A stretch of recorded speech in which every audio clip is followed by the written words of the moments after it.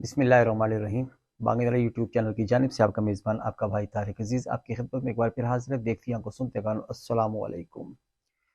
سامعین محترم، اسلامی ٹچ سیریز کے عنوان سے کچھ وقفے کے بعد میرا آج کا یہ ویلاگ آپ حضرات کی خدمت میں حاضر ہے۔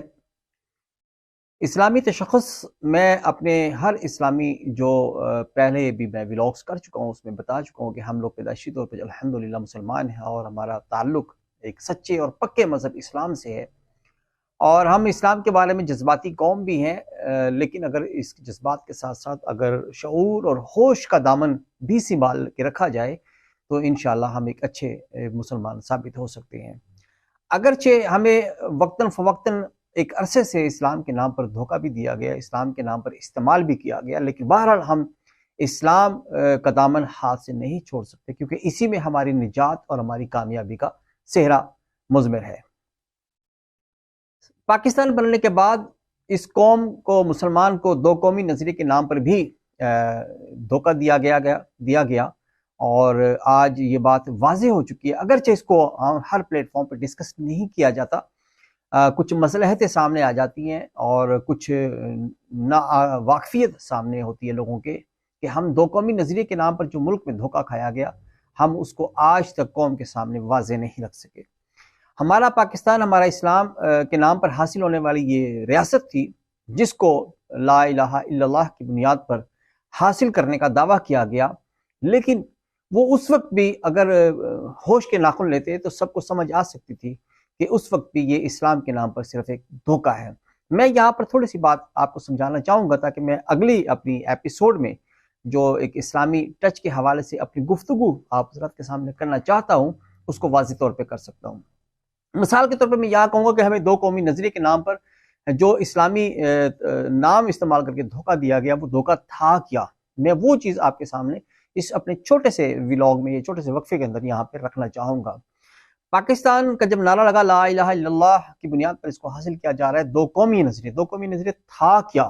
ایکچولی ہم اس کی موٹی موٹی ایک دو چیزیں ہی ڈسکس کر کے میں اپنی بات کو آگے لے کر چلتا ہوں۔ دو قومی نظریہ یہ تھا کہ ہم اور ہندو، مسلمان اور ہندو، آپس میں ان کی ثقافت ملتی نہیں ہے، آپس میں ان کی ثقافت ایک دوسرے سے بالکل مختلف ہے۔ ہم ایک خدا کی پوجا کرتے ہیں، یہ بتوں کی پوجا کرتے ہیں۔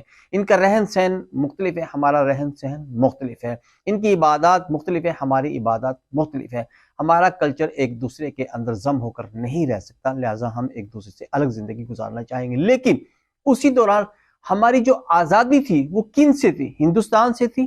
نہیں، برطانیہ سے تھی۔ انگریزوں سے ہماری آزادی کی ساری تحریک تھی۔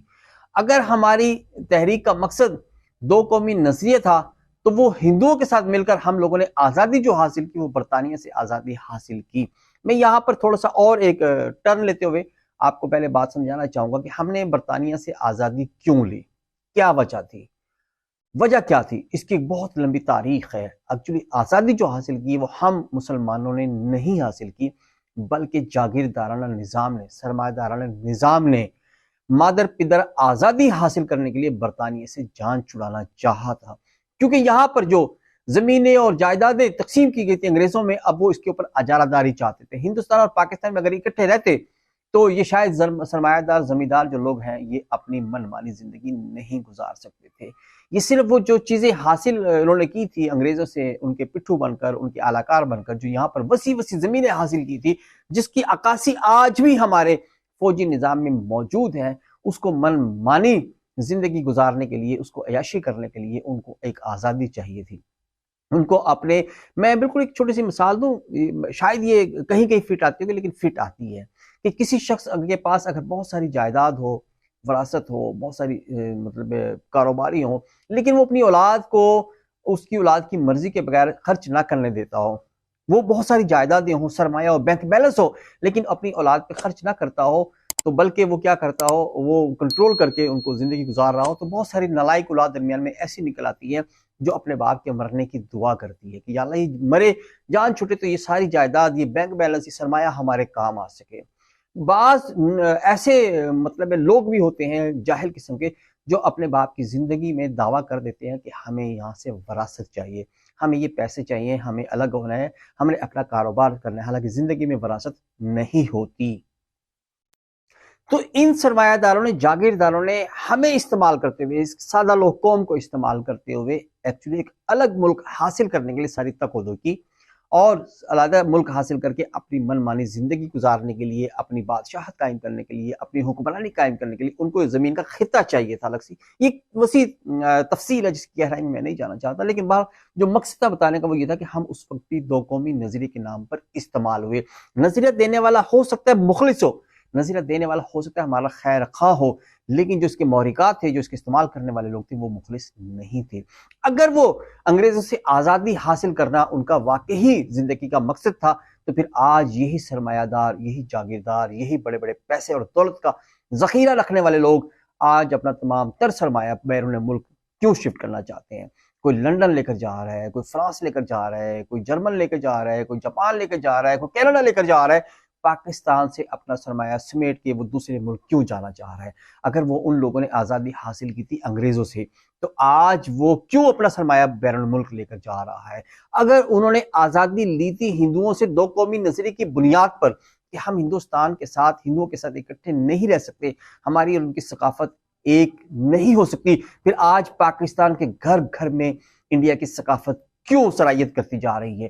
حکومت نے آج تک کوئی پالیسی کیوں نہیں بنائی کہ ہر گھر میں جو انڈیا کا کلچر سرایت کرتا چلا جا رہا ہے، اس کی روک تھام کے لیے کیوں کام کوئی نہیں کیا؟ آج ہمارے ہر گھر کے اندر ہندوستانی فلم کا چرچا ہے، ہمارے شادی بیاہوں میں، ہماری فوتگیوں میں ہندوؤں کی ثقافت کیوں سرایت کرتی چلی جا رہی ہے؟ کیا آپ نہیں دیکھتے کہ ہمارے گھروں میں جو چینلز ٹیلی ویژن کی بھرمار ہے وہ سارا کا سارا انڈیا کا غلبہ ہے؟ کیا ہماری شادی بیاہوں میں رسم و رواج، مہندی، حنا اور اس طرح کی بے تحاشا چیزیں ایسی ہیں؟ بلکہ تقریباً 99% چیزیں ایسی ہیں، سوائے ایک نکاح کے، سوائے جو مولوی صاحب بیٹھ کے جو نکاح کی بول پڑھاتے ہیں، اس ایک واحد چھوٹی سی تقریب کے مطلب یہ بتائیے کہ شادی میں کون سا ایسا قدم ہے جو اسلام کی عکاسی کرتا ہو؟ سارے کا سارا ہندوؤں کی عکاسی کرتا ہے، ہندوستانی رسموں کی عکاسی کرتا ہے۔ ہم پھر کس دو قومی نظریے کی بنیاد پر پاکستان حاصل کرنا چاہا تھا ہم لوگوں نے؟ کیا وہ ہمارا دو قومی نظریہ جس کی بنیاد پر ہم نے پاکستان حاصل کیا تھا وہ حاصل کر چکے ہیں؟ نہیں، نہ اس وقت یہ مقصد تھا کہ ہم نے ہندوؤں سے الگ ہو کر اپنا اسلامی کلچر فروغ دینا ہے، نہ آج یہ وڈیر اور جاگیردار سرمایہ دار چاہتے ہیں کہ ہمارے ملک کے اندر اسلامی شاعر اجاگر ہو، اسلامی کلچر کا فروغ ہو، اسلامی نظام نفاذ ہو۔ ایک شخص آیا تھا پچھلے دنوں اسلامی ریاست کے نام پر، مدینہ کے ریاست کے نام پر ایک بار پھر دھوکہ اس قوم کو دیا گیا، جہاں پر دور دور تک نہ ذاتی زندگی میں نہ اجتماعی زندگی میں مدینہ کی ریاست کا کوئی ہلکی سی جھلک بھی نظر آ رہی ہو۔ اس قوم کو پھر دھوکہ دیا گیا۔ میں نواز شریف کے مقابلے میں عمران خان کو صرف اس لیے ہی تھوڑا سا ڈیگریڈ کرتا ہوں یا اس کی مخالفت کرتا ہوں کہ نواز شریف نے کبھی آج تک اسلامی ریاست کا نام نہیں لیا، ملک کو اسلامی سلطنت بنانے کا نام نہیں لیا، اگرچہ یہ خود بھی ایک ظلم ہے، ایک جرم ہے نواز شریف کا کہ اس نے ہمیشہ سے کبھی بھی اسلامی کسی بھی سٹیپ کو، قانون کو، قدم کو یا کوئی بھی کارروائی جو مذہبی جماعتوں کی طرف سے پیش کی جاتی ہے اس کو کبھی بھی اچھے انداز میں سپورٹ نہیں کیا۔ یہ نواز شریف کا جرم ہے، لیکن یہ بات بھی بڑی واضح ہے کہ کبھی نواز شریف نے آج تک کھڑے ہو کر، اگرچہ یہ اپنی جگہ پہ برائی ہو، کبھی بھی کھڑے ہو کر یہ نہیں کہا کہ میں ملک کو فلاحی ریاست، اسلامی ریاست بناؤں گا۔ لیکن عمران خان نے اسلامی ریاست کے نام پر، مدینہ کی ریاست کے نام پر جو اس قوم کے ساتھ کھلواڑ کیا، جو اس قوم کی بدتمیزی والی تربیت کی، وہ جرم انتہائی سنگین ہے۔ اور یہی دو چار چیزیں ہیں جس کی بنیاد پر میں ہمیشہ اپنا غبار جو نکالتا ہوں عمران خان کے خلاف نکالتا ہوں کہ وہ منہ سے کہتا کچھ اور ہے، عمل کرتا کچھ اور ہے۔ یہی قول و فعل کا تضاد سن 1947 میں اس قوم کو گمراہ کر گیا، یہی قول و فعل کا تضاد آج بھی اس قوم کو گمراہ کر رہا ہے۔